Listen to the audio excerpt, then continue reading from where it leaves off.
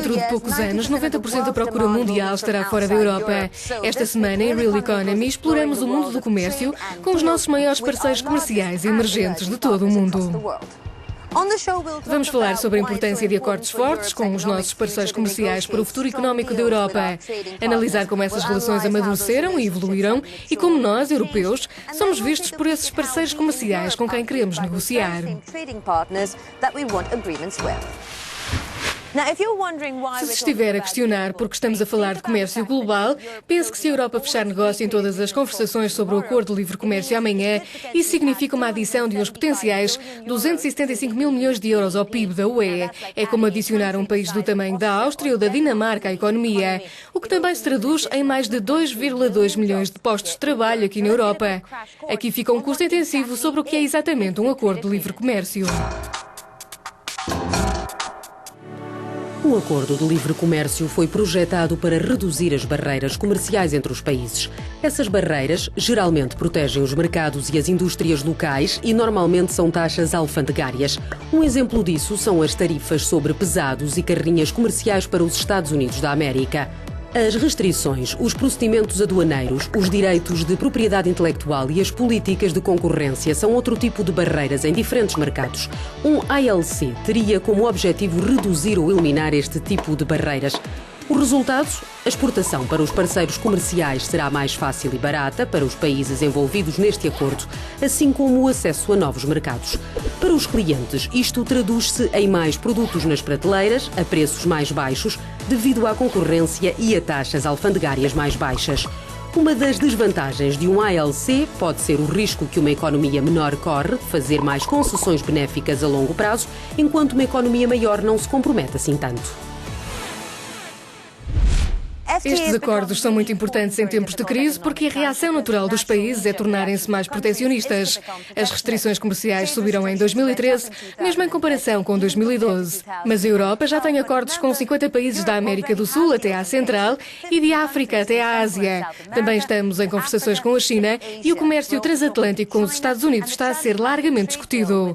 Chiara Reid foi descobrir como as nossas relações comerciais mudaram ao longo do tempo. Talvez nunca tenha ouvido falar do projeto Drew, mas talvez já tenha visto isto antes. Nos anos 90, esta empresa holandesa de design de interiores lançou um conjunto de gavetas agrupadas. Desde então, os objetos são enviados para todo o mundo e lidam com um acordo de comércio de cada vez.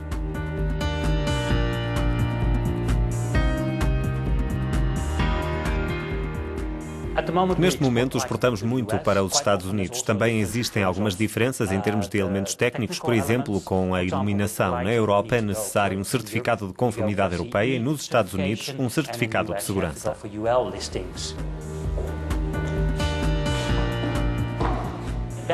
As barreiras são difíceis de ultrapassar pelas pequenas empresas e para nós é fácil lidar com as legislações mais rigorosas que existem desde que estejam unificadas em todo o mundo. Com o acordo de parceria transatlântica de comércio e investimento com os Estados Unidos agora em cima da mesa, a tentação das partes é começar a estabelecer limites e a escolher determinados setores que estão isentos ou mais protegidos do que outros.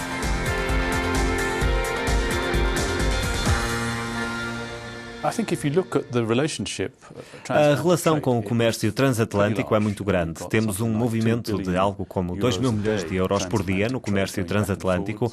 Suporta cerca de 15 milhões de postos de trabalho em ambos os lados do Atlântico. Contribui fortemente para o nosso PIB neste continente e na América do Norte. Grande parte desses 2 mil milhões de euros por dia gerados pelo comércio passam pelo porto de Roterdão, o maior centro europeu de importações e exportações. Estados Unidos e União Europeia têm a maior parceria comercial do mundo, que representa metade do PIB mundial e 1/3 do comércio total. As tarifas estão abaixo dos 3%, mas as barreiras não tarifárias são abundantes.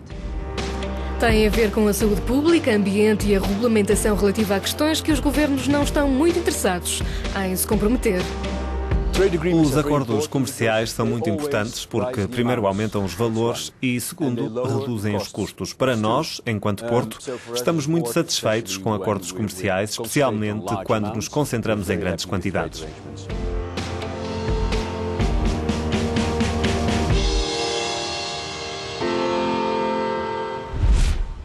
Connosco está Jean-Guy Carrier, secretário-geral da Câmara de Comércio Internacional e anteriormente estava com a Organização Mundial do Comércio.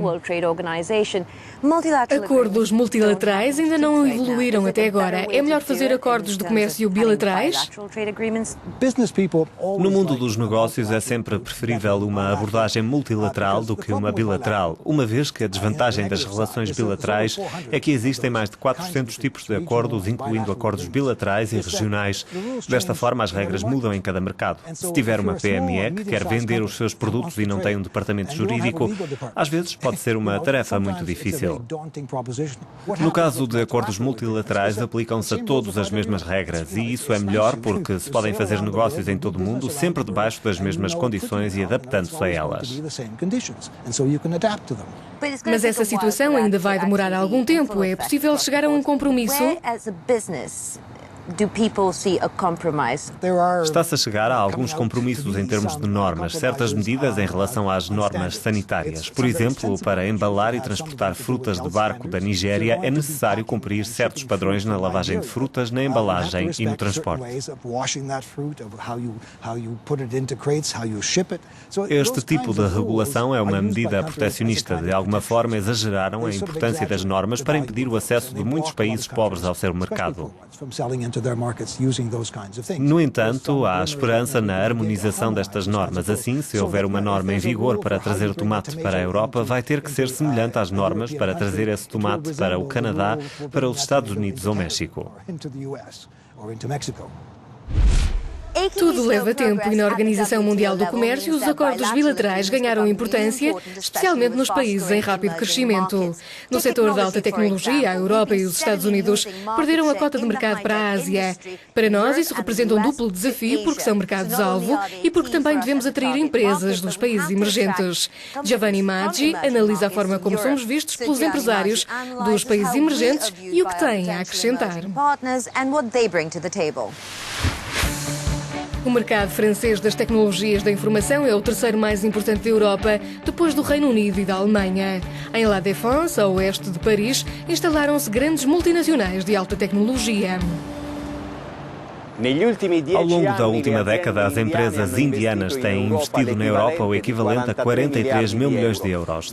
Destes, 2/3 dizem respeito a fusões e aquisições de empresas existentes e o restante ao lançamento de novas atividades. A Tata Consultancy Services, uma empresa indiana especializada em serviços de tecnologias da informação para empresas, adquiriu em 2013 a francesa Alti, juntamente com os seus 1.200 funcionários, e recrutou mais 300. No último ano fiscal, registrou um crescimento de 51% na Europa, um continente que desempenha um papel estratégico para o grupo.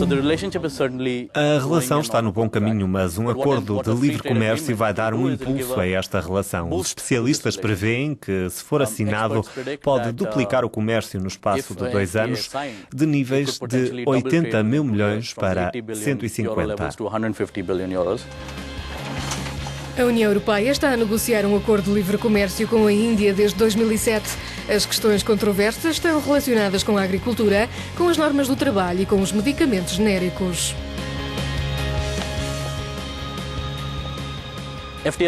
Os acordos de livre comércio não são fáceis. Cada negociador vai dizer que é preciso muito tempo para conseguir algo. Nestes acordos, os primeiros 95% são fáceis de chegar a acordo, onde existe uma linha de segurança. Mas os últimos 5% levam tempo e muitas vezes podem atrasar o processo. Os grupos indianos da indústria farmacêutica e automóvel também veem um grande potencial de desenvolvimento na Europa. As empresas indianas, como todas as empresas multinacionais, esperam retornos. Sabem que o investimento na Europa é uma aposta segura. O modelo de negócio que a Índia tem desenvolvido nos últimos 2 anos combina com o modelo sustentável desenvolvido pela Europa.